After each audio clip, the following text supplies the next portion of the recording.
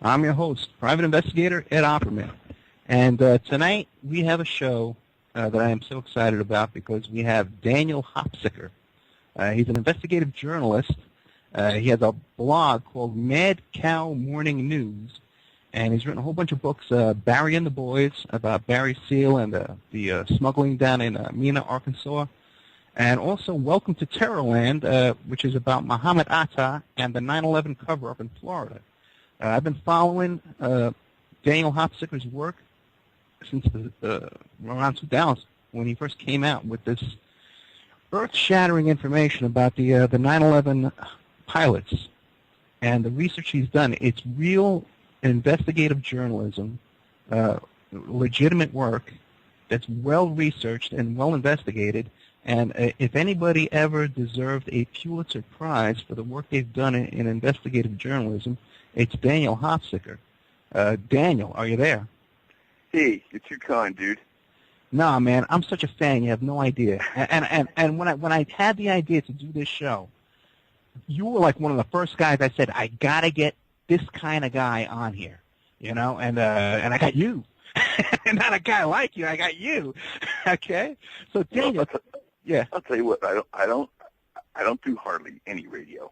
I know. One time, it must have been 10 years ago, I found myself doing a radio show with a guy named Pastor Butch in West Virginia. And every 10 minutes there'd be a radio, a commercial break in, and he was playing commercials for freeze-dried survival foods. and I said, what could be worse than this? So there, but I couldn't figure out why exactly I said I would do your show. You're a private investigator, and I'm always looking to learn. Because I didn't go to school for that. That would have been a good idea. But you've had on Jimmy Rothstein, which is a name I haven't heard in a long time, and he was of some use to me. Way back when I was writing Barry and the Boys 10 years ago. He was a cop in New York City, or a detective, and I had a lot of information about Barry Seal and Carlo Gambino, and Richard Benveniste. That's what he helped me with. And Frank Sturgis. He arrested Frank Sturgis. Yeah. Well, I had a letter that Barry had sent to his attorney, Richard Benveniste, who was a top Democrat at the time. I think he's probably retired now, but he was one of Hillary Clinton's go-to people. Big he was in the Watergate committee, and in the letter, Barry is basically threatening to blackmail his own attorney. And I always wondered what that was about. I'd have to go back and look it up because I just sort of work on what's in front of me, and things that happened 5 years ago kind of fade away. But Richard Benveniste was Barry Seal's attorney. And would that be Frank Sturgis' attorney also? Could well have been. Okay. I remember something that a bail bondsman. When I wrote Barry and the Boys, I lived with Barry Seal's widow for 2 years. Sweet lady, very sweet lady, and like most CIA wives, she had no idea what her husband had done for a living, and wanted to know. So she took me around and introduced me to everyone that she knew that knew Barry, and that was nothing could have been more helpful. But he was murdered in 1986, and so she had 2 young boys who grew up without a dad, and they were a little bit troubled, as kids like that tend to be. Sure. And one time I went with her to get one of them out of jail. Minor charge would get him out of jail, and met this guy, bail bondsman, who had known Barry Seal. His name was I can't remember. I do remember his name. I'm not going to say it. And you know how they talk in Louisiana? Yeah, I do. Yeah. They talk funny in Louisiana. Yeah. And he said, what you got to understand about Barry, he says, Barry smuggled for the Democrats. like they were specific drug traffickers, and that makes perfect sense, that smuggled for the Democrats, and then other ones that smuggled for the Republicans. Barry smuggled for the Democrats, and that's what got him into trouble. That's what got him into trouble. So you learn something every day. You learn something every day. Now, I had no idea that you actually lived with Barry Seal's wife while you were working on that book. But before we even get started and all this stuff, I'd like you to describe yourself and your background and your history and how you got started and all this kind of really deep investigative work. It was really basically by accident. I was a business journalist, basically. I was doing a business show that was airing internationally on NBC, and having a good time. And I produced it, and I just wanted to have another show. And this is what, 98, 99, and conspiracy theory was big back then, and I started paying attention to what was going on, and I got angry about the way Gary Webb got treated. That's what kind of got me into who controls the drug trade, because I could tell that they were lying about Gary Webb. Now I was an activist way back when, but from the time I got out of college, this is during the Vietnam War. Yeah, so was I. Yeah, I was with the Yippies in New York. And after that, it was push that all aside and went out to make a living. Right. So here I am, and I want to do another show, and conspiracies are what's hot, and I think, well, I'll do a show, a half-an-hour show with 3 stories on it, and the middle story will have some meat to it, which is what generally those kind of shows are like, and I'll do it on Barry Seal. And the more I got into that, the more I got drawn in to asking myself the question, because what you quickly find out is that the drug business is either the number 1 or number 2 business in the world. The weapons are number 1 and drugs are number 2, or some people say it's flipped around. But you can't sell weapons without being able to take drugs as payment. If you want to be, and that's what we do. That's what this country does. We sell weapons around the world. I think that's what we're known for. I think that's probably our chief source of foreign trade.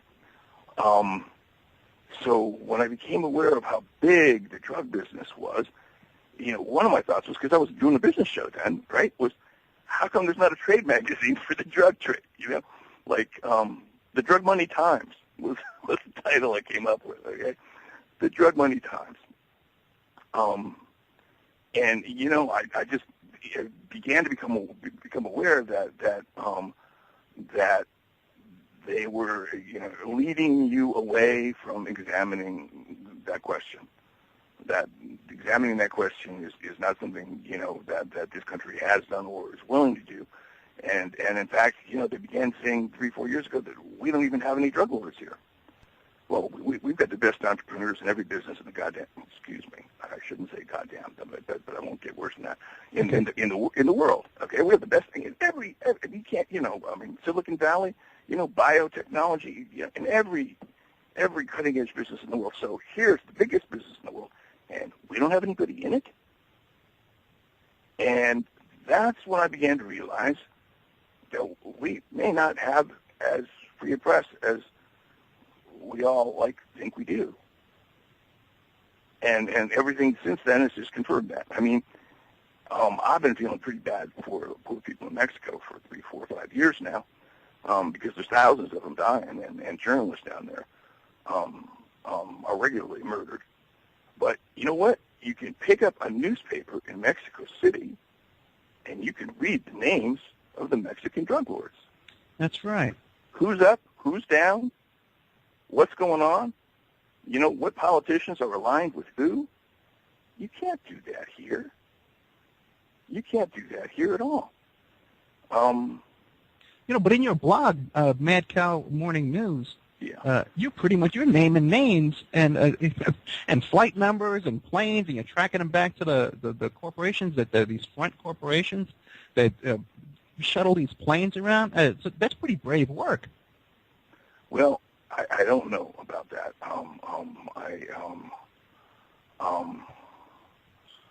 I mean, I have, anyone that does stuff that's a little out on the edge, every once in a while, like, gets a little queasy and goes, ooh, Yeah. And there was a time when I shot, I did a 2-hour special on Barry Seal called The Secret Heartbeat of America. That was, when I set out to do a half-an-hour pilot with a, 12-second middle segment that was going to be Barry Seal, and ended up being a 2-hour documentary.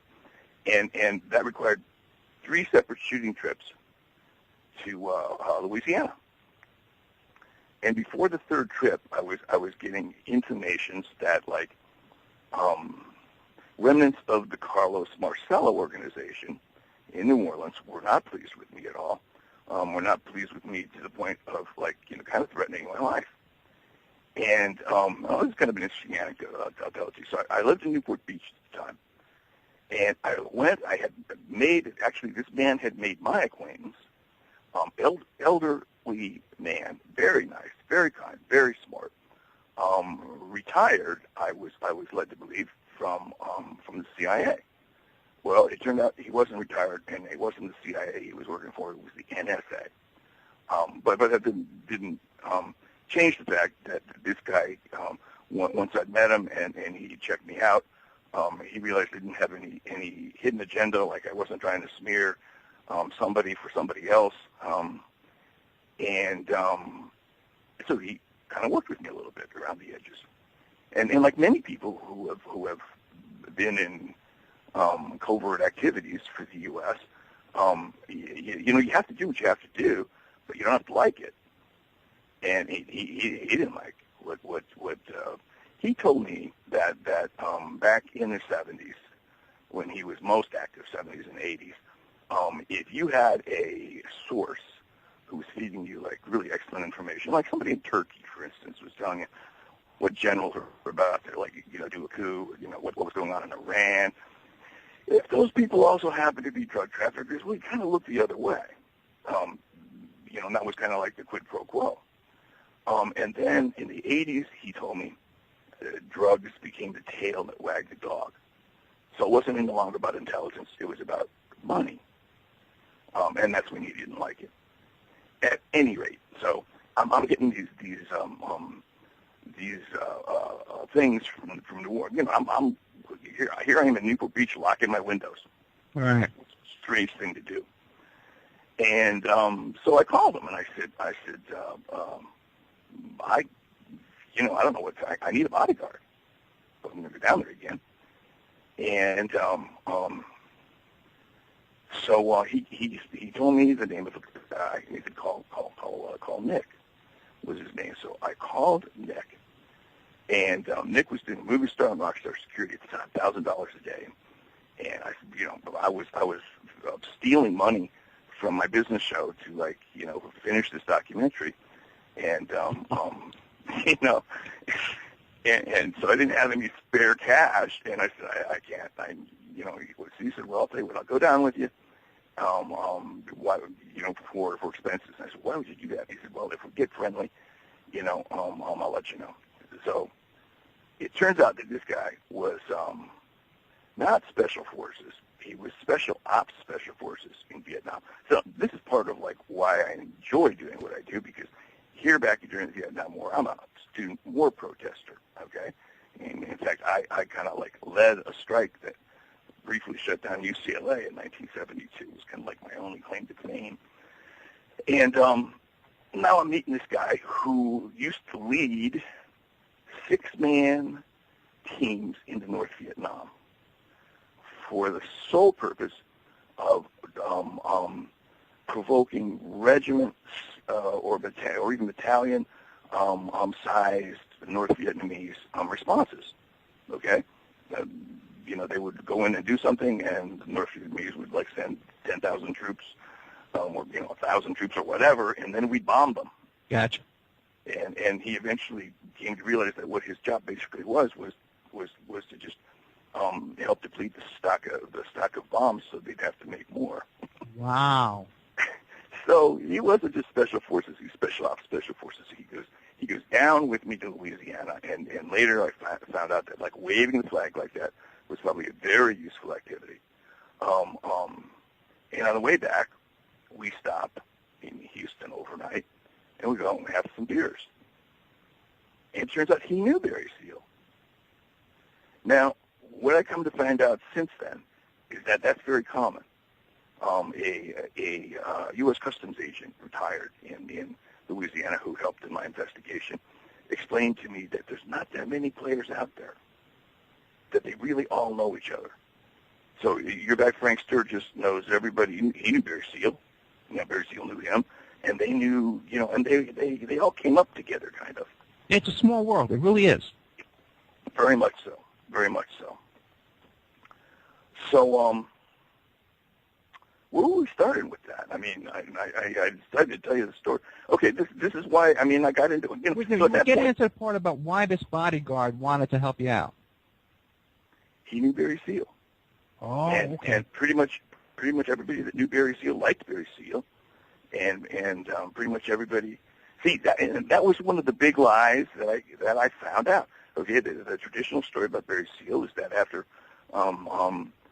flying for Oliver North into Nicaragua, Sandinista, Nicaragua, and engaging in a sting operation, that the Medellin cartel had put out a hit on him and murdered him.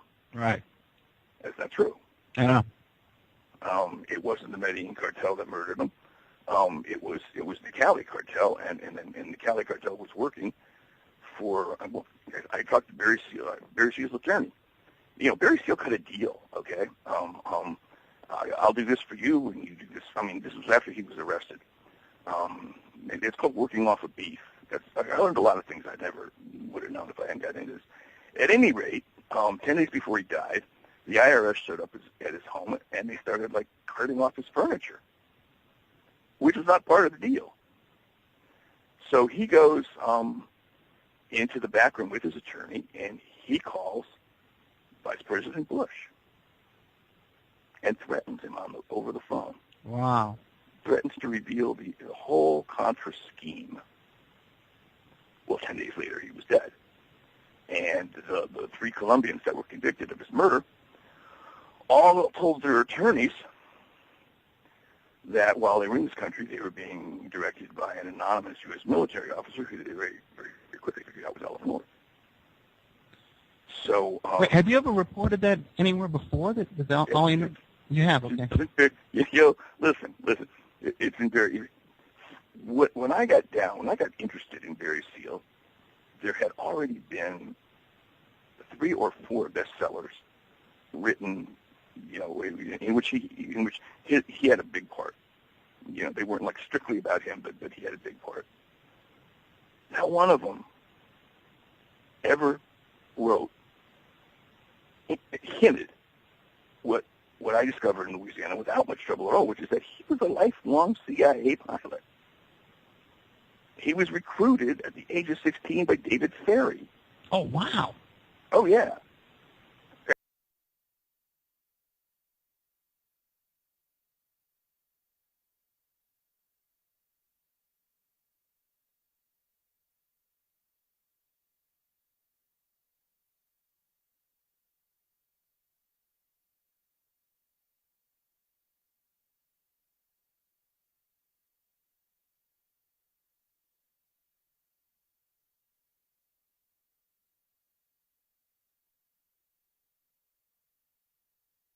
He went to summer camp with Lee Harvey Oswald. Really? And David Ferry. Yes. Hey, let me ask you a question. Let me interrupt you a minute. What do you know about David Ferry and Guy Bannister and all those guys? They were part of an Orthodox Catholic church group, and they were all like bishops in that group? Yeah. Oh, you know about that. What do you know about it? That's an easy way to cover covert activities. A very easy way. Well, did you know that church, according to Peter Levenda, that church, that Orthodox Catholic church that they founded, that little tiny church, was incorporated by the same Louisiana attorney that incorporated the process church of the Final Judgment. That was that cult. Yeah, that was the cult. Yeah, what do you got on that? I read Peter Levenda's, but in fact, his publisher is the same as mine. It's a hippie friend of mine up in Eugene, Oregon. Big shout out to Chris Milligan. What's the name of his company? What's the name of his publishing company? Trine Day. Okay. Trine. So at any rate, there have been 3 or 4, bestsellers written about Barry Seal. I found out more in the first chapter of my book than any of them had discovered about Barry Seal, and was sued 4 times. And the book didn't reach bookstores until it had been out almost 5 years. Your book? Yeah. How many times have you been sued altogether? It's either 4 or 5. Right. And I'm fixing to get sued again. Okay. For something I haven't even written yet. I am about to cross one of the most litigious people in America, and there's no way there's no way I can keep myself from doing it. And what you find out when you get sued is it doesn't matter if, anytime I've ever written something about somebody that wasn't true, on those rare occasions, the one or twice I can think of, I've always just felt incredibly mortified. All right. It was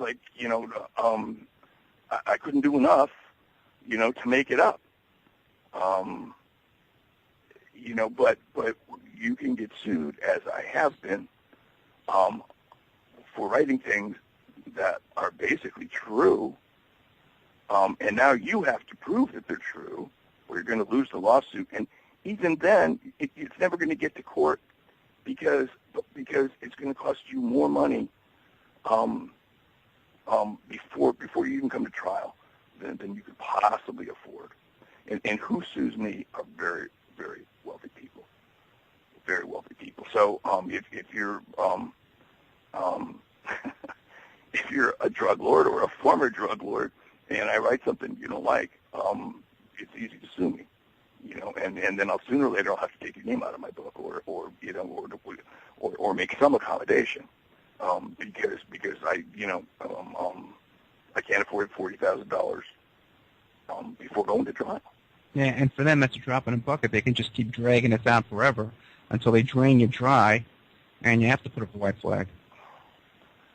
I got sued by one guy over Barry and the Boys. So what kept the book out of bookstore for 4 years was Barry Seal's attorney sued me. And Barry Seal's attorney was a member of Barry's organization. Right. Long time.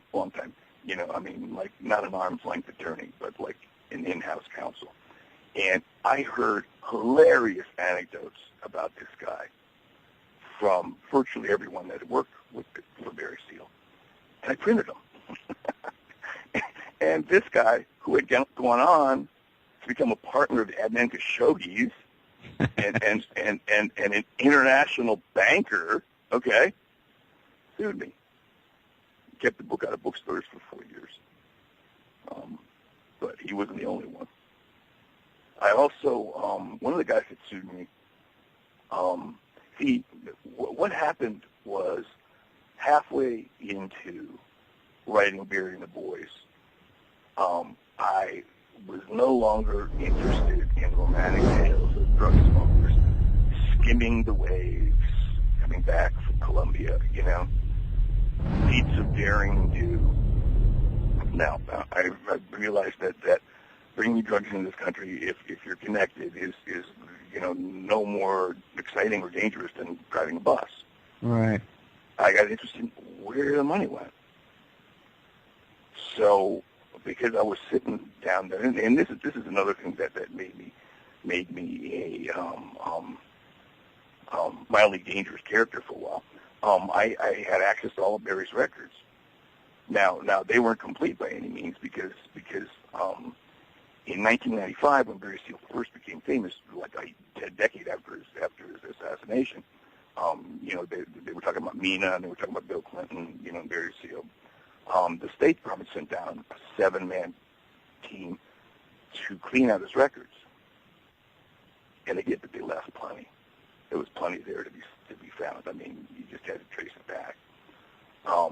And you got this from his wife? Yeah. How'd you hook up with her? I interviewed her, and she was a CIA widow.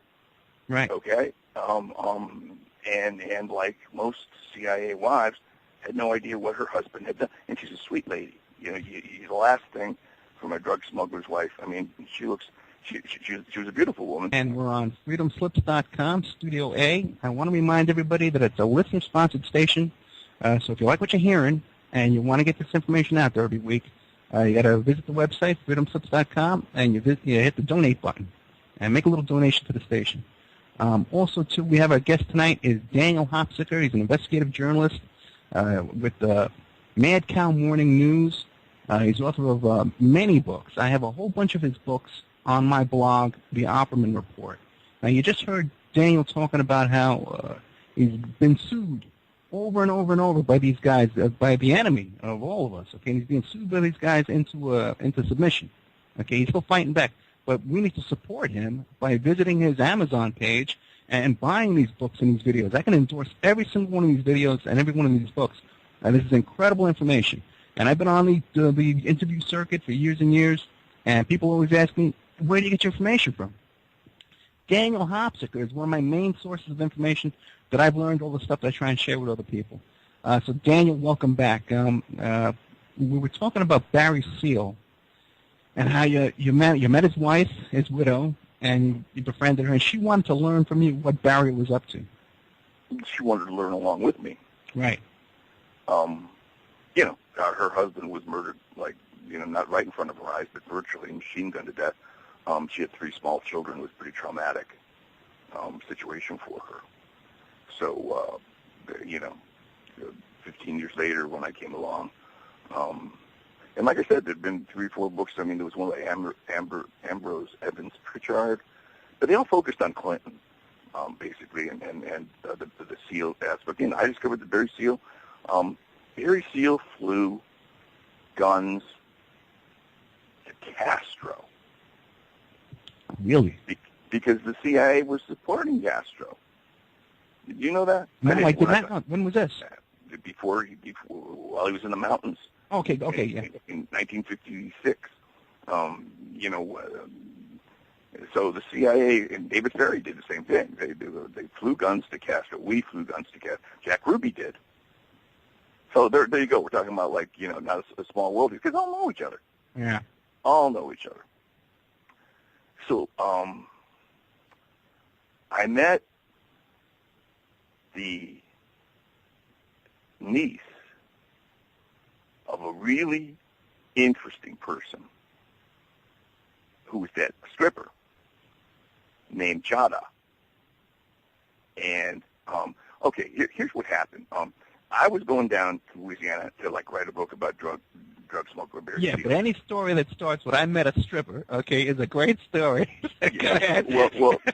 But what happened first was on the way down there, I stopped and visited with Dr. Roger Moore and Sally Denton.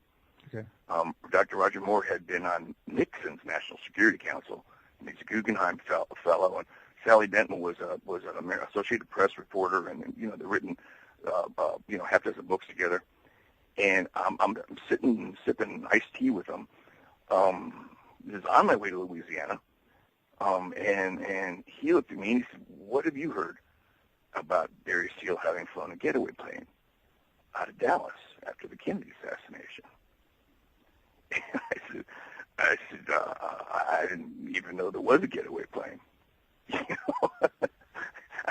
This is all news to me. Yeah. But what it did was made my job twice as big and twice as hard, because instead of just investigating, from 1980, to his death in 87, I had to go back to the 50s, and find out how did he get involved in all of this, and found out he was recruited by David Ferrie flew guns to Castro, and then flew guns to he was at the Bay Pigs, flew with the Bay Pigs. As close as I'll ever be able to find out for sure, he did fly a getaway plane out of Redbird Airfield 3 hours after the Kennedy assassination, or someone very like him did. All before he became famous as in Mena, Arkansas in the 80s. What do you think was on the plane, on the getaway plane? I know it was on a getaway plane. Two guys in suits. But no names? Oh, God, no. Do you think one of them was Sturgis? Because according to Jim Rothstein, Frank Sturgis confessed. I don't get too close to the Kennedy assassination is like it's like walking through tar. Yeah, I know. At a certain point, okay. I got far enough to ascertain. I talked to the air traffic controller at Redbird Airfield. Really? Who reported the plane to the FBI. Okay? I tracked him down. I mean, I'm pretty good at quite a bit of what I do. Yeah, terrible. Yeah. Terrible at a few things, but I'm pretty good at quite a bit of it. And he described everything. I mean, they got a ton of phone calls. Very suspicious. I mean, a plane sitting on the runway with its engines revving. Wow. Waiting for someone to arrive.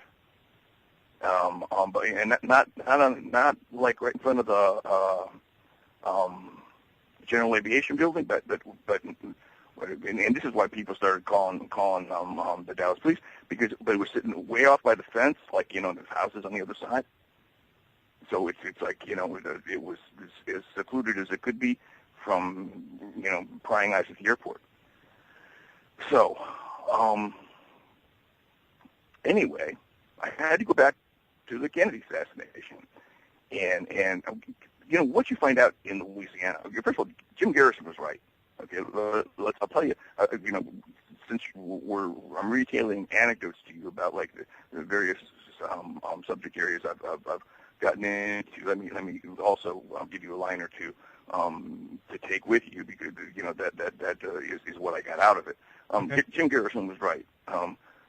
They had basically solved the Kennedy assassination 3 days after it happened, when they pulled David Ferrie in for questioning. So everything that happened after that was cover-up. But in New Orleans is another world down there. I asked the reporter for the Baton Rouge Advocate one time how it was that the people of that small bayou-infested state had such a huge impact on our national life in the past 60 years. What was it about them that allowed that to happen? And he looked at me and he said, they eccentric. Yeah. They eccentric, and they are. Yeah. Yeah. So I met the niece of one of Jack Ruby's strippers. She was like his headliner, Jada. And on the morning, if you like get deep enough into the Kennedy assassination, you'll find this out on 10:30 on the morning of the Kennedy assassination. She is rushing to get out. She can't wait to get out of town. She's in such a hurry to get out of Dallas on the morning of the Kennedy assassination that she hit she hits a pedestrian. Right. So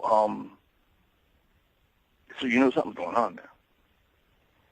So it turns out that the woman that had approached me, the niece of Jada's, Aunt Jada, her niece was married to one of Carlos Marcello's factotums. Came up in the Marcello organization. Went on to own the biggest steak chain in America. And owns currently, I believe, or last time I looked, the biggest restaurant in Texas. I mean, a Texas-sized restaurant. He's one of the guys that sued me. Okay. So, and the reason he sued me was because he and his ex-wife were in protracted litigation because he had shielded like a considerable amount of his assets from her. Oh, gotcha. Right. But she had the greatest. This is who you have to look for: ex-wives, right. You know, business partners that got screwed over. Okay, she shot him. He was an abusive person. Okay, an abusive person, and finally she had it, and they're in their restaurant on I forget what was going on, but they weren't working that day. It might have been on Fat Tuesday, and she pulled out a little gun and shot him 3 times, twice in the back. And when she was acquitted of attempted murder, you know, a year later, the courtroom erupted in applause. That's the kind of person that sues me. Yeah. So he survived, though, the shooting, huh? Oh, yeah. Okay, well, it must have been a small gun, yeah. Oh, yeah. Yeah. Yeah, that was one of the things she said. I said, you know, did you just shoot name? I won't use his name. What I found out also is that you can get sued for things you say on the radio. Yeah, no kidding. You know, I always thought, we're just talking, right? I mean, you know, I write something down. Well, that's something, but I'm just talking. But you can get sued for that too. She had just shot him when her phone rang, and it was her sister. And her sister, you know, said, "Did you just shoot? Name the guy. Did you shoot?" And she said, "Yeah, I did." He said, "But it was a little gun. It was a real little gun." So, hey. So, what I learned from that was that there's a group of people, and it went on from there. I mean, Barry Seal was assassinated in '86, but it went on, and before we get to that, because back around the time of the Kennedy assassination, you have that picture up on your MadCow Morning News website of a bunch of guys. Frank Sturgis, one of them, covering up his face. Who are all the guys in that picture? Well, the fact that that picture was there to be found was a small miracle. Yeah. Well, I mean, you know, the State Department sent down a 7-man team in 1995 that went through everything, all of her files, and God knows what they took. But they took anything they thought might be useful. But that was a keepsake. He had given that to her. She kept that in her safe. And so when she showed me that picture, it was like one of those aha moments. It's a picture of 8 or 10, I'm not looking at it right now, guys in black suits and skinny ties sitting around a nightclub table in Mexico City drinking. And Barry Seal is the third from the left. Sitting right next to him on his right is the guy that was the head of the CIA. Oh, really? Bush, Porter Goss. The sitting front right, kind of looking at the camera, is Felix Rodriguez, who everyone knows Felix Rodriguez was a George Bush guy down in Nicaragua in the '80s. He started out as a vice cop for Batista. Wait a second, he was one of the guys that was carrying the bales of drugs in that video, correct? No? No. Okay, go ahead. He shot Che Guevara. Okay. And for years afterwards, and there's some question about this now. There's a guy down in Miami now says no, he cut it. He didn't keep the hands. He had cut the hands of Che Guevara off in order to prove that they killed him. But what I heard was he keeps them in a jar on his dresser. Not a nice guy. And across from him, the only guy with exercising any amount of trade grease, because that's not supposed to be any pictures. Okay? I mean, when I showed that, I was trying to get IDs on that picture, and the first person I showed it to was a guy I knew was close to Barry Seal, his insurance agent, who, you got to go again. Hello? Yeah, I'm here. That sounded like it's time for a commercial. No, that was my phone ringing. Sorry about that. That's all right. You can pick it up if you want. No, and he looked at the picture and he said, "Where did you get this? Where?" I mean, he was shocked and he was livid, and there weren't supposed to be any pictures. He said, so these guys weren't supposed to be in pictures. And it turns out that's Frank Sturgis with covering his face with his suit coat, and sitting next to him is a real interesting character with the pencil-thin mustache. That's William Houston Seymour, the person that was known as the second Oswald, because he went around impersonating Oswald before the assassination. Well, Oswald was doing other things. So those are the guys, and it turns out those are the members of Operation 40. Right. That was the CIA's assassination squad in Central and South America, and Puerto Blanco is one of them. And so was Barry Seal Flume. I mean, each one has a specialty, apparently. So, America's Secret History, there it is. Yeah, and it's all, and all these guys, first they started out doing assassinations and stuff like that and gun running, and then they got into the drug running. I think that's what what is it, I asked myself one time that a secret agent does. Oh, by the way, remember the old song Secret Agent Man? Yeah. That was written by Barry Seal. That guy was a friend of his. I forget his name, Bobby somebody, but in Louisiana, he wrote that song about Barry's Secret Agent Man. I'm telling you not to curse. I almost just cursed. I was going to say, get the heck out of here. No, it's for real. Wow. For real. Heard that from a very close friend of Barry's. Yeah, these people have incredible stories. What do you know about Adnan Khashoggi back in the JFK stuff before 9/11? Before? No, nothing at all. Khashoggi crosses my radar first in the middle '80s when he's fronting for Iran Contra. Right. And he was. I mean, his dad was the chief physician to the king of Saudi Arabia. So he was very well plugged in, and he became the CIA's bagman for years and years and years. And now, he was the richest man in the world. He was on Lifestyles of the Rich and Famous every week. You know who else was a bagman? Yeah, who? Rothstein told me. Richard Benveniste. Who's that? Richard Benveniste. Oh, okay, yeah, and I believe that. Yeah. Yeah. He won't sue me. I've seen him. I saw him last day of the 9/11 hearings. Benveniste was on the Watergate Commission here, and he was also on the 9/11 Commission. And I went up there a couple times, and the last day of the hearings, he stared right at me, walked right by me. I knew he knew who I was because I'd written about him. I wrote a whole chapter about him in Barry and the Boys.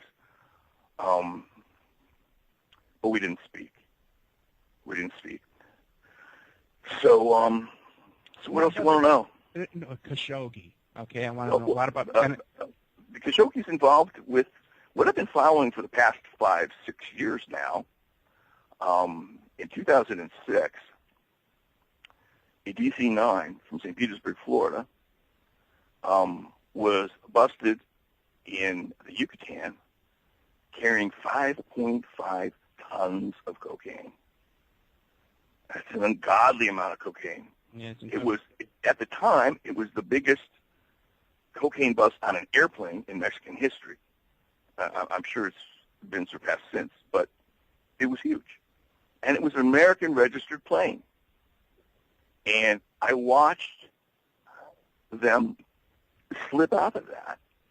I mean, it's like, if I was a Mexican or anyone in Central and South America, I'd have a grudge against the U.S. because we're all on them about busting their drug traffickers, but we never bust our own.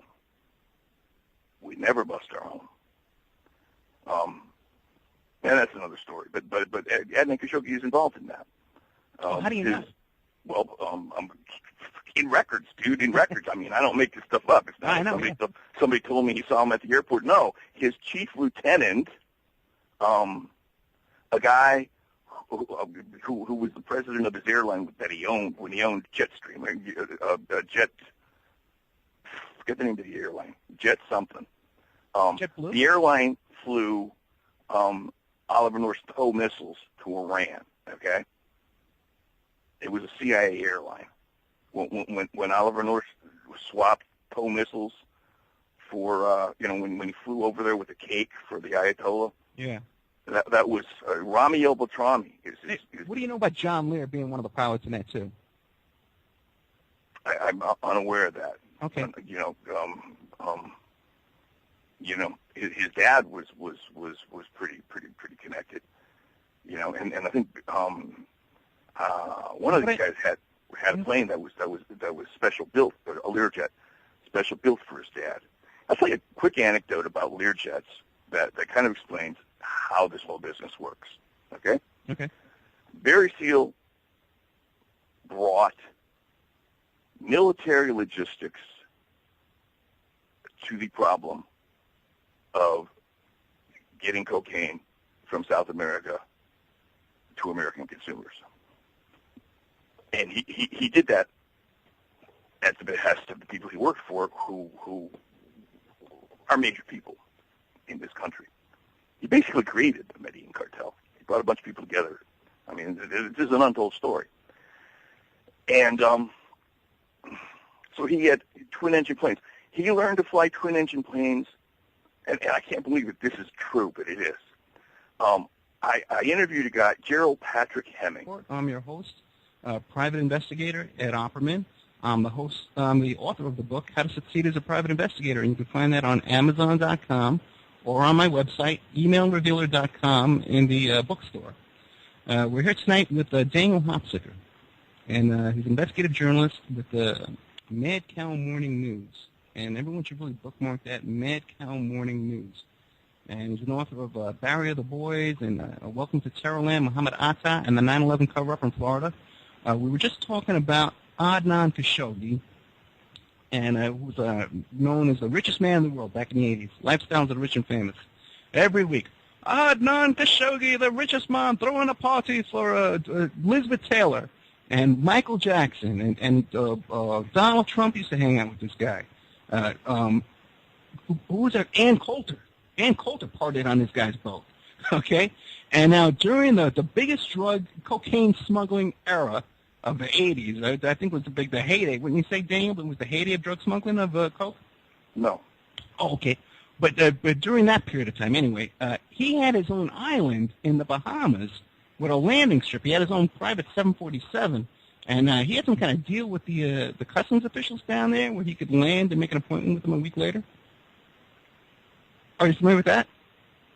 Not that part of it. I'm aware. He had the guy that owned Muhammad Atta's flight school send his Learjet down to a small island in the Bahamas called Rum Cay. Right. On the back end of the Bahamas. There was a virtual war for this little island. I think there's probably like 300 people on it. But what had happened was the government had just extended the runway, so it's now a 5,000-foot runway, so it could take twin-engine planes or even small airliners, and so control of that island then became much more desirable. So they had a little war over that island, and the gambling casino that Khashoggi wanted to build on it as well. Look, Khashoggi's an interesting guy, but he works for us. He's not right. And you mentioned Tom. So he was he's always under indictment. I mean, he steals money, and we allow him to steal money. He was part of the biggest, and that's the other thing I should mention, okay, because your listeners and many people might not know this. Anytime you find drug trafficking, you find massive financial fraud. Massive. Okay? Adnan Khashoggi and his buddy, his lieutenant, Rami Al-Batrami, owned one of the two DC-9s that was flying down to Colombia and coming back to the Yucatan. And at the same time, he was involved with he caused the biggest brokerage collapse in American history. Now, that record may have since been broken, probably has been in 2008, but this was 94,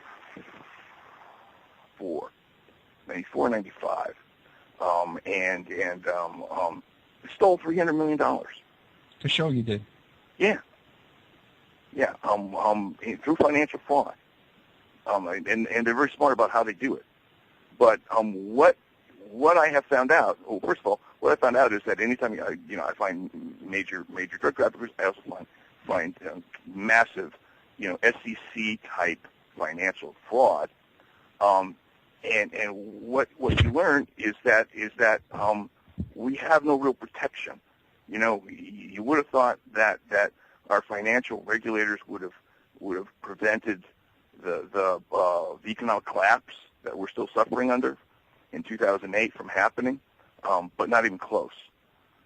And there are a few areas of our national life that you would think would be regulated much more closely. For instance, the government knows more about who owns a 15-year-old Volkswagen Beetle than they do about who owns a $40 million Gulfstream jet that can fly intercontinentally.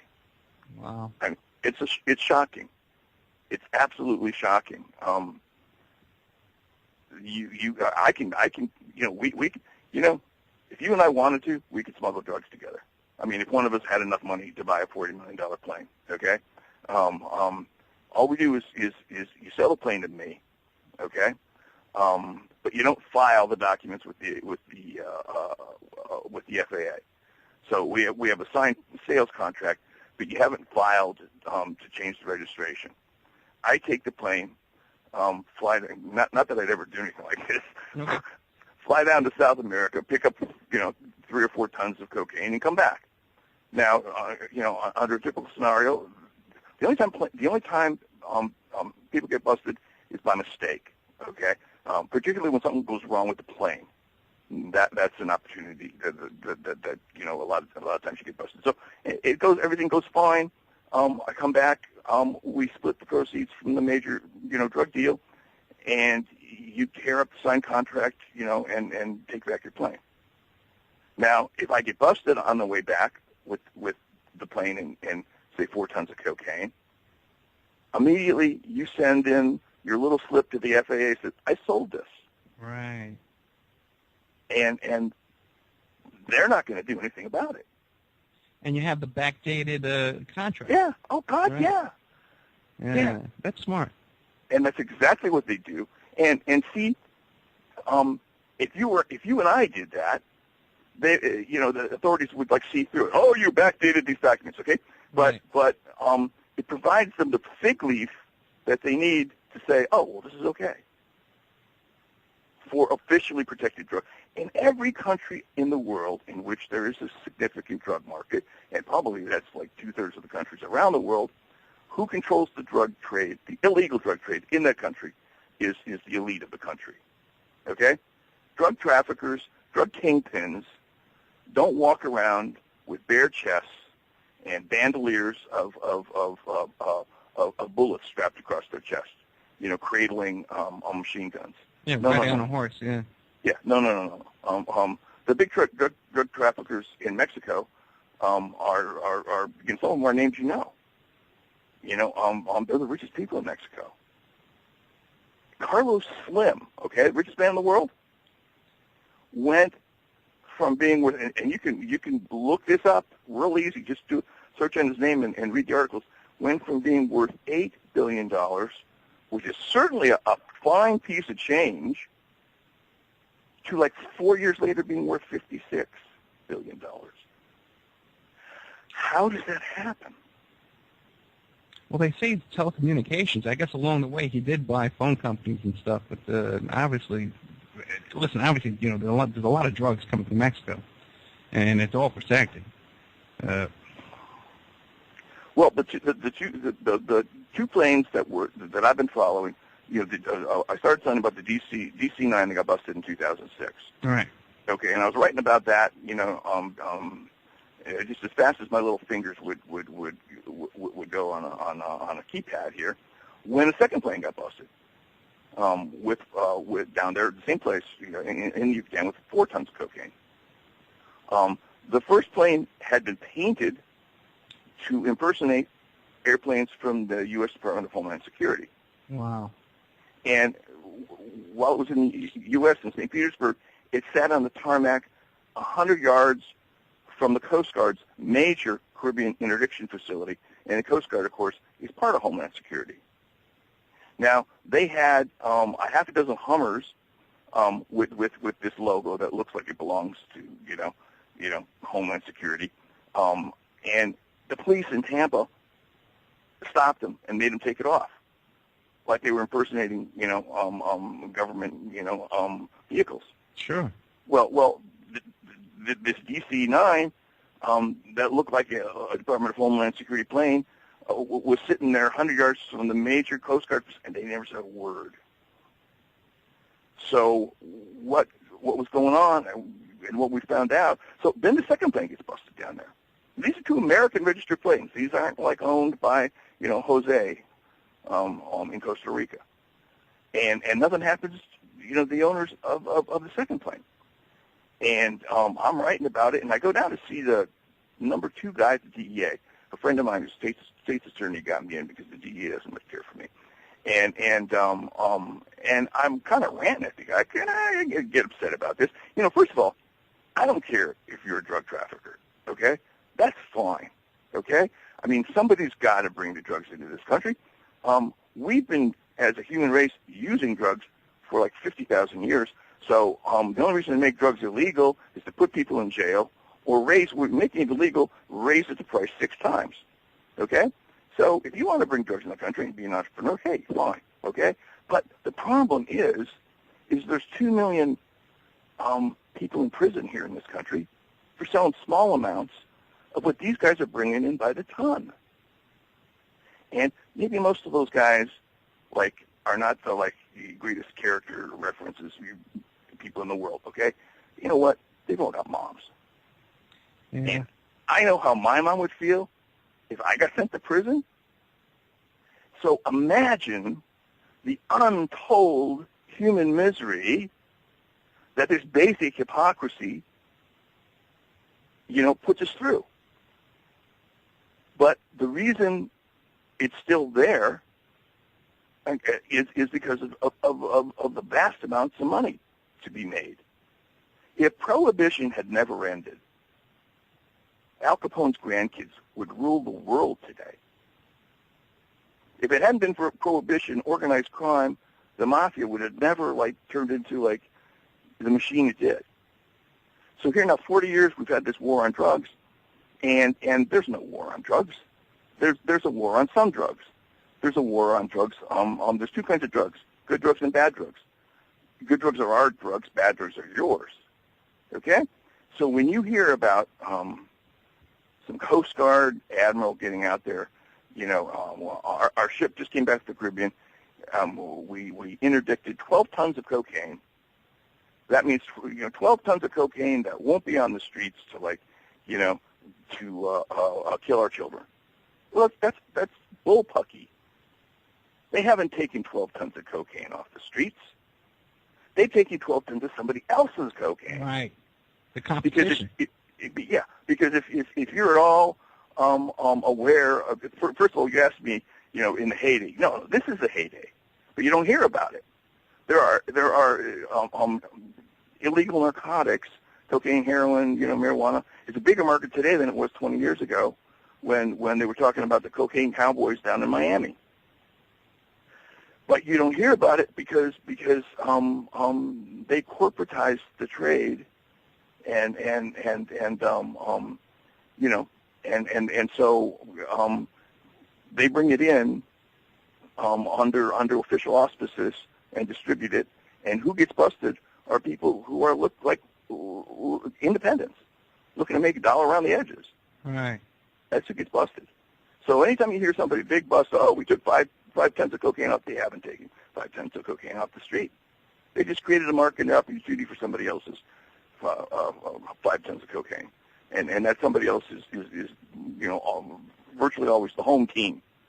Okay, if you talk to people involved in money laundering, or the UN guy that was in charge of money laundering, 75% of the money that's spent on drugs in the U.S. never leaves the U.S.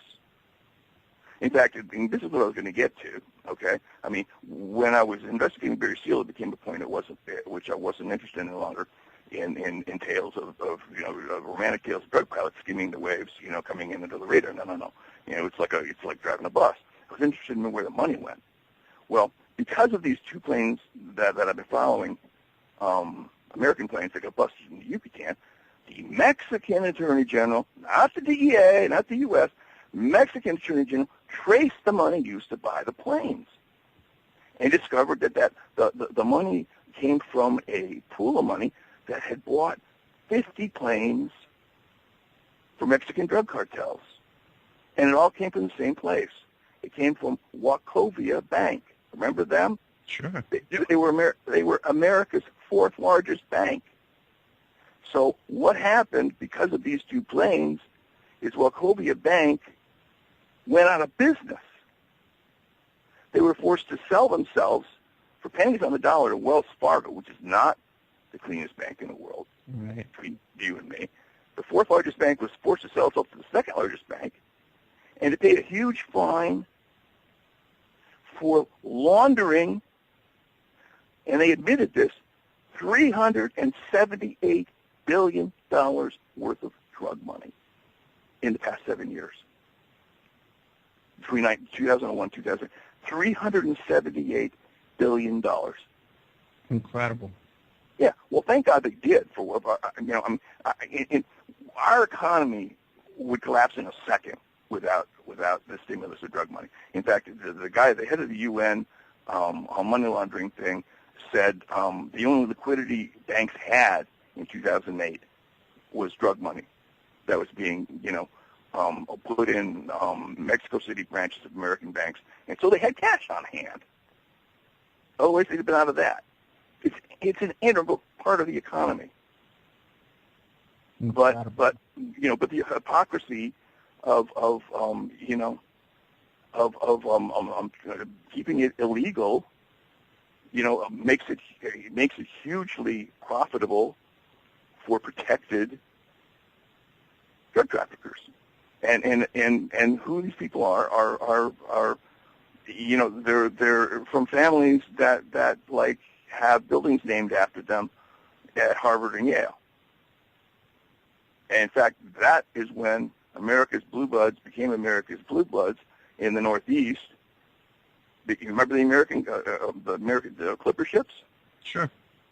We invented a faster 3-masted sailing vessel that would get a British opium faster from India to China, where they sold it.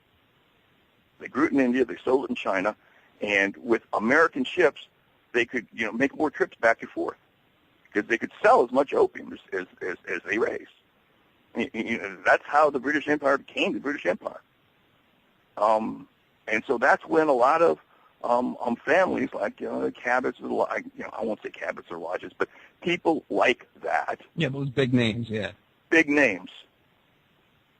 They got wealthy moving opium in the 1840s and 50s. And so it's not a huge stretch to then, especially if you have an excuse, if you have a rubric. For instance, if you're in Skull and Bones, and part of like what you learn in the tomb is that we have a special dispensation because we are the illuminated ones and we're moving humankind towards a better future, but it takes a lot of money to do that. Well, okay, you don't feel like a scumbag drug trafficker then. You're acting, for a larger purpose. And that may be one of them. Certainly, one of them was anti-communism. Mm-hmm. I mean, that was huge. That was huge. General Claire Chennault, the Flying Tigers, was the biggest heroin trafficker in America until like the 60s. How much do you think the war in Afghanistan right now, how much do you think that is based on the poppy fields over there? It would have to be 100%. What other reason would have to be there? When 9/11 happened, let me just give you my perspective, okay? Because all I can do is give you my perspective. I mean, first of all, we'll never know what really happened. See, we'll never know what really happened to the assassination. And similarly, we'll never know what really happened in 9/11. We all have our little ideas about what happened. And, certainly some are more logical than others, but nobody knows. Nobody without a, triple security clearance is ever going to know the real truth. Okay? But when 9/11 happened, for once, I felt that I was on the same side as, everyone else in the country. I mean, I was an anti-war protester, what is your problem, kid, blah, blah, blah. Okay, all I wanted to do was to bring to justice anybody that had anything to do with causing that to happen, whether they were, Arab or American or whatever, okay? And so when we went, Afghanistan was a defensible war to me because that's where they came from. And, whether or not they were acting on, there's all kinds of reasons to think there may be more involved there, but so what, okay? That's where they came from. And, the idea, and it's out there, the idea that, that nothing bad can happen to America is ridiculous. The idea that we're so powerful that nobody in the whole world is going to take a shot at us unless we ask them to first is totally ridiculous. Because what we've seen in the last 40 years is the greatest transfer of wealth in the history of the world from us to them. Oil. So they're rich. They don't need our money. And I'm going to that. But so, Afghanistan made a certain amount of sense. Not 10 years worth. You go in, you get them out, and you leave.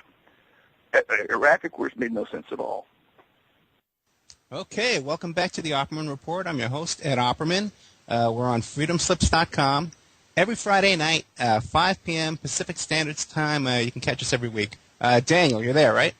Yeah, I'm here. Oh, yeah, I lost you guys. What happened was my internet connection went, and all I could do was sit here and hit refresh.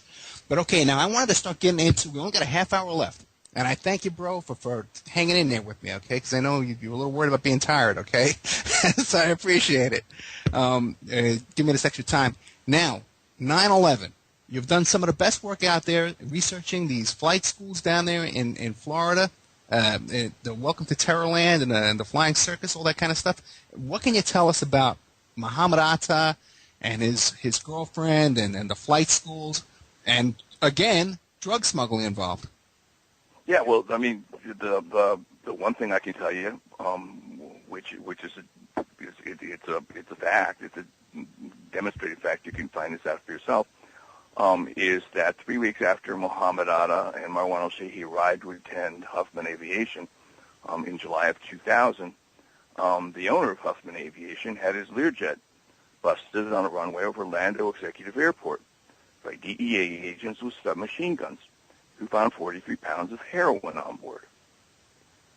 Well, if 43 pounds of heroin, where does it come from? It comes from Afghanistan. So it looks to me as if somebody here was involved in a dirty business with Osama bin Laden before 9/11. And according to federal prosecutors in New Jersey, that I followed very closely because there was stuff that was going on here. The typical deal is oil and heroin for guns and training.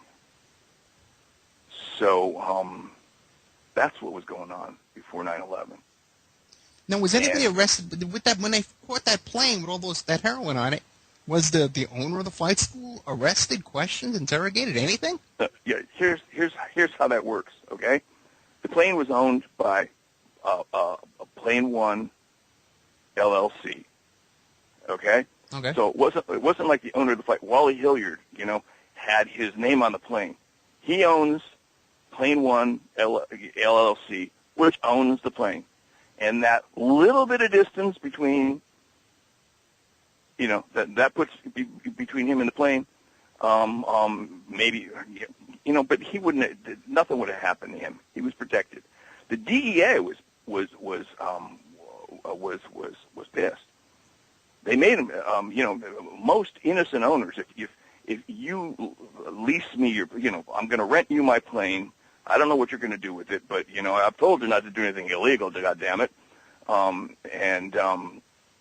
told him not to do anything illegal. He did something illegally. He came back with 42 pounds of heroin, but that's fine. Put him in jail, but give me my plane back. Is what happens. And in nine times out of 10, what happens is the owner is judged to be an innocent owner, gets the plane back. Wally Hilliard didn't get his plane back. Oh, no. The DEA made sure he didn't get his plane back. That plane had made 39 weekly flights to Venezuela and back. But that was before, 39 flights before Atta showed up in Florida. No, Atta showed up in July. 3 weeks later, the plane got busted. July 25th, Atta showed up July 3rd. So the plane was flying 39 weekly flights, just from like the beginning of the year.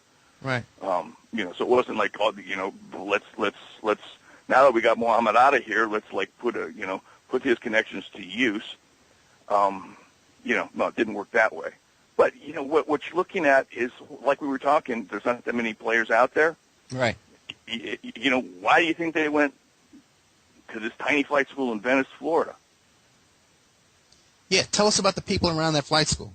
Well, Venice, I didn't find this out till late. Well, here's what happened, okay? I was sitting in New Orleans waiting for Barry and the boys to come out when 9/11 happened. All right. And immediately, your first thought, is like, is always about yourself. And I thought, oh my God, who cares about drug smuggling in Iran-Contra now? But 3 days later, it was in the news, but quietly, and it was never, this piece of news never was broadcast in a major way. 3 of the 4 pilots that flew planes, there was pilots that day, learned to fly in tiny Venice, Florida. And I have a personal connection to Venice, Florida. This is where my parents retired in the 80s. And I would come out, I'm a dutiful son. I would fly out from Los Angeles almost every winter to spend 4 or 5 nights here. And if by the 3rd or 4th night I was here, I was so restless that I had to go out and have a beer. You know where to go.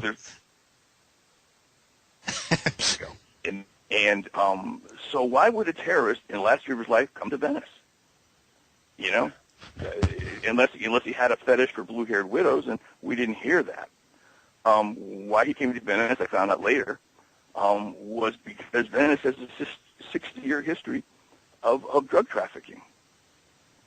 Actually, 75-year history. I found a clip. Some newspapers will run a little feature, go, 50 years ago today. Yeah. I found a clip from the Sarasota Herald Tribune, and that's another thing. Okay, you find out you have to have a few things. You have to have the sheriff bought off in the South. Okay, and you have to have local mayor, local officials, and the newspaper. Well, the newspaper in Venice, Florida, is the Sarasota Herald Tribune, which is like probably unique in the entire United States, which was owned by a guy and a family who was a weapons manufacturer. I mean, he was like a newspaper publisher and a merchant of death, okay? How many people like that are there? Not too darn many. So they could have busted the story of 9/11 wide open. There were plenty of people in this tiny little town that met Muhammad Atta in person, that saw what they were doing, that had stories to tell. And the stories would have added up to a picture that wasn't the one that they gave us. Muhammad Atta did cocaine. Okay, Muhammad Atta drank. Maybe this is because they're allowed to fool the infidels, and maybe it wasn't. But he had pilot's licenses when he got here. He didn't need to come here to learn to fly. So, one thing about 9/11 I know is that the little airport they came to learn to fly, ostensibly, was a center of drug trafficking, and had been for 50 years. Now, it was actually, there were two flight schools. They were both owned by Dutchmen. Yeah, well, that was the other thing I found. Okay, they had each changed hands. The flight schools had changed hands the year before the terrorists began to arrive. Right. Two separate Dutch nationals, okay? Because of Barry and the boys, I had made some interesting acquaintances. I knew a guy, a famous Southern lawman, who you wouldn't want to get crosswise with, for whom Jack Ruby was an informant in the 50s, okay? And I called this guy. I mean, I'm get down here 3 months after 9/11, and I'm trying to solve the damn thing, because I'm upset by the fact that 3,000 people had to die, horrible deaths, for some, goddamn reason that didn't make sense to me. And so I called this guy, and I go, Rex is his name. If he's still alive, I hope he is. The flight schools changed hands, the two of them that trained, all the terrorist pilots, the year before, and they were bought by two separate Dutch nationals. What do you think of that? And he had this, Mississippi Southern accent. He said, why? He said, that's untidy. He said, that's one damn Dutch boy too many. Yeah. It's untidy, okay? So these guys were fronts. Look, if the CIA wants to do something domestically that smacks of illegality in any way at all, they're going to hire a foreign national to run it for them. That's the way it works. But why would they be so sloppy to hire these two Dutchmen? Funny you should ask. Yeah. Because I have a perfect explanation for that.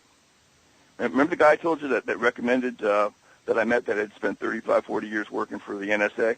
Yeah. He didn't make my acquaintance by accident, but he liked me, and I was glad of it because I figured if I got too deep into something that was going to cause me, untold grief, that he'd give me a heads up, based on some mild affection he had for me.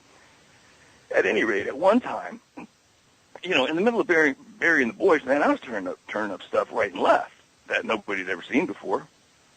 And it was just as simple as investigating, documents in the Louisiana State House and investigating ownership of dummy front companies.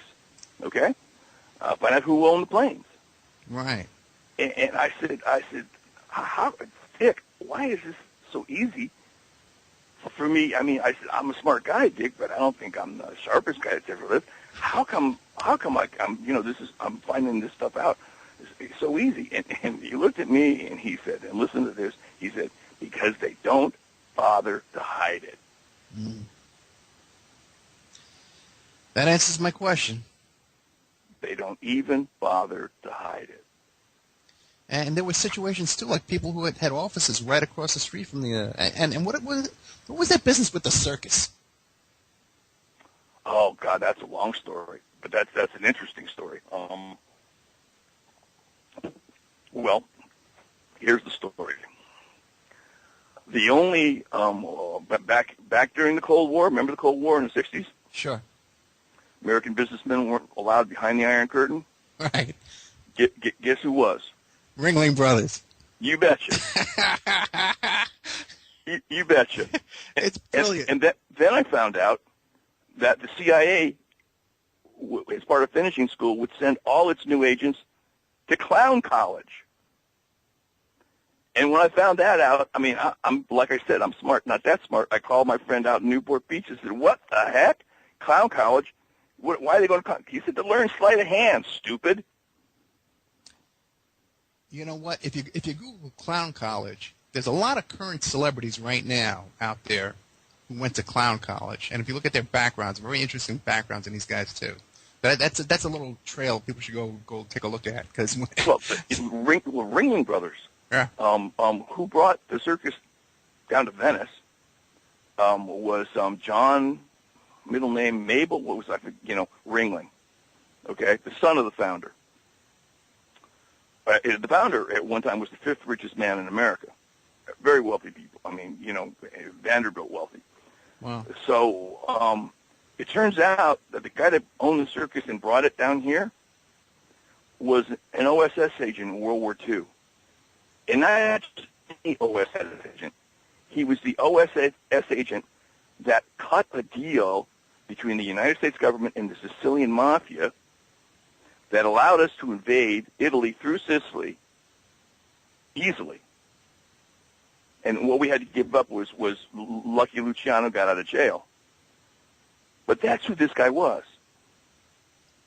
And he was in Venice. How far from the airport? The Ringling Brothers is on the airport. Oh my God. Which, the other thing, I mean, it's a parcel of government land. Right. Okay? And there's this tiny airport. There's the winter headquarters of Ringling Brothers next to it. And what else is there? And I hate to say this, but I swear to God it's true.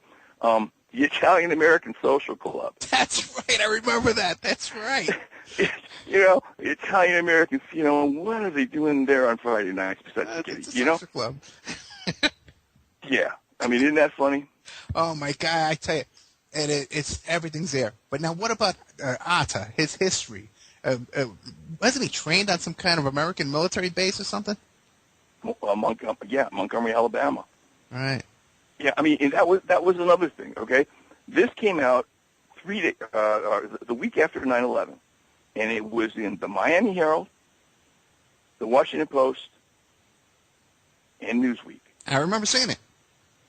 That 6 of the 19 hijackers had trained on secure military installations.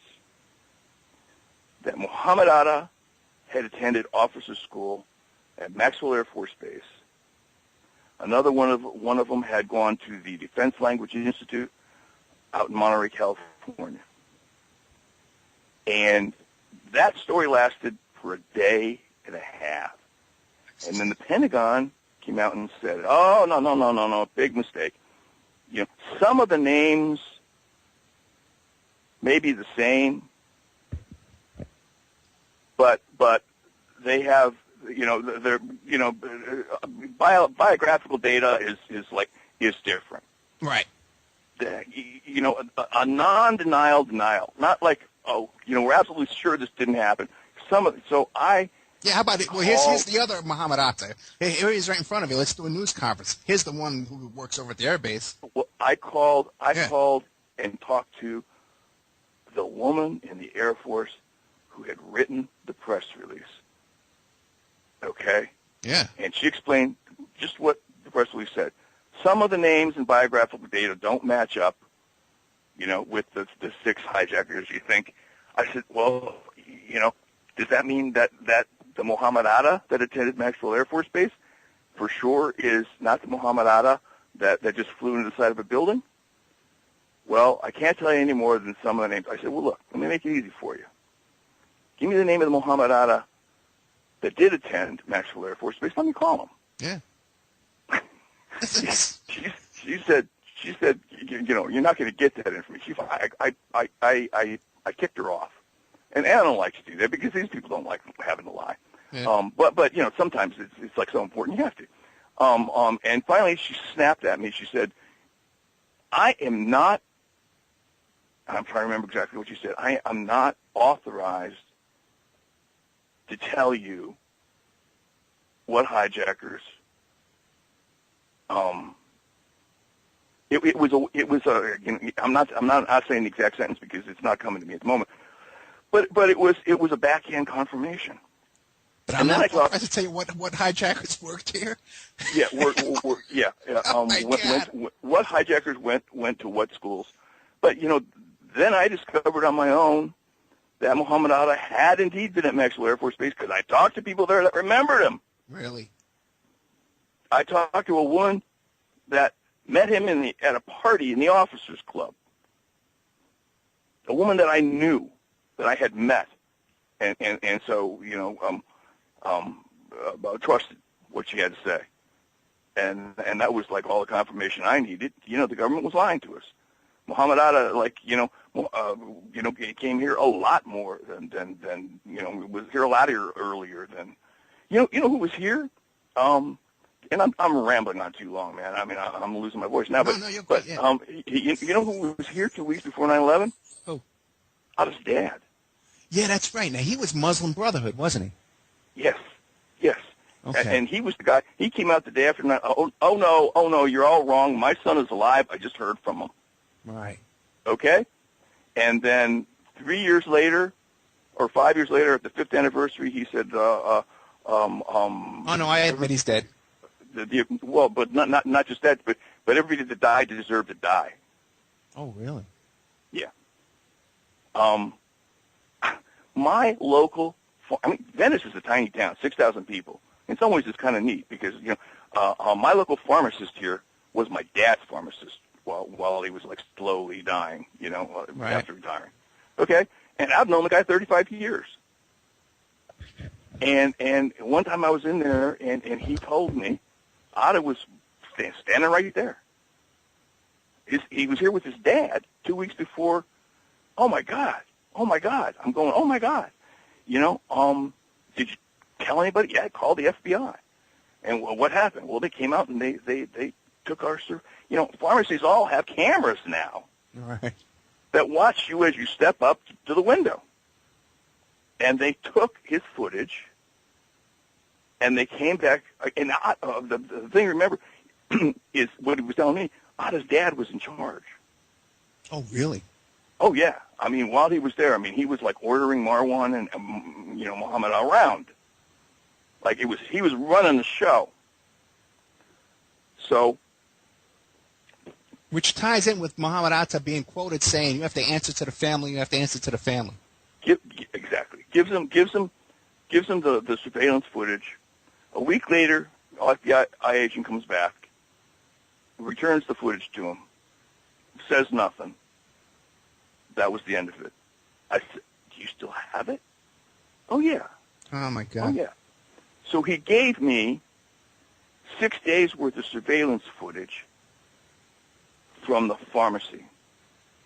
And I don't know if you ever seen this, it's like in order to isolate who might, it goes so fast you have to go through it almost frame by frame.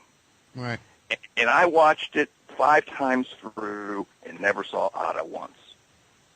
And I thought, I'm going to go through this one last time and see what I've been missing.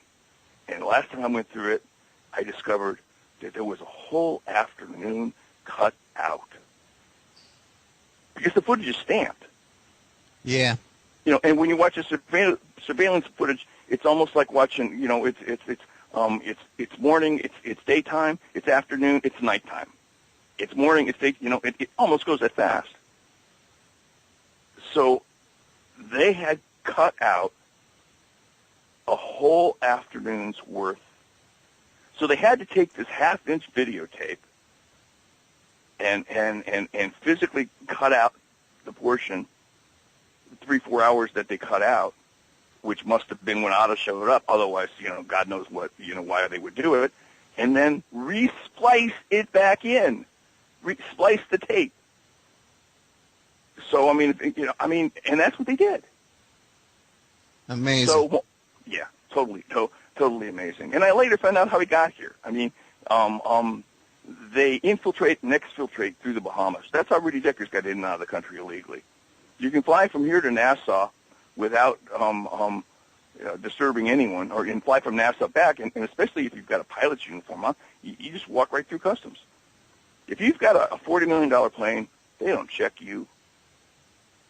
Wow. For a darn, they make you take, if you're flying a regular flight, they make you take your belt off, your shoes off. Right, yeah. But if you got a $40 million plane, they wave you right through. Wait, let me just make a point real quick, because I always thought if Osama bin Laden really wanted to fly planes into a building, he could rent planes, he could buy planes, and he could fill them up with all kinds of explosives and all kind of radiation stuff if that's what they wanted to do. Now, we only have a couple of minutes, man. What do you think happened then on 9/11? exactly what we saw happen. Okay. Okay. People that hated us, Muhammad Ahmad hated Americans. People that hated Americans did what they did. Okay. It was like it was a beautiful, horrible thing to say, but it was like a beautifully planned and executed mission. Okay. What could you put in a plane, more than fill it with jet fuel? Okay. I mean, what kind of explosives would you need? A plane filled with jet. I mean, and they all were like loaded. They were, it wasn't like it flew 5 hours first. They were all filled with jet fuel. That's what happened. And the result was exactly what they wanted. And you know what they wanted? What? And I'll tell you. I mean, 'cause you look this up, and believe me, I have nothing good to say about Osama bin Laden, and the 9/11 hijackers at all. Believe me. But their chief demand was that the U.S. remove its troops from Saudi Arabia that it had promised to remove 10 years earlier. We promised the Saudis, before they let 500,000 Americans flood the country before the first war in Iraq, that we would only stay as long as it took and then we'd leave. Right.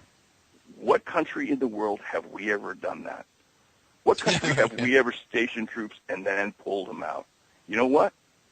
18 months after 9/11, all the Americans were out of Saudi Arabia. Oh, really? Yeah. Well, I didn't know that. Well, But then you think Atta flew that plane and killed himself?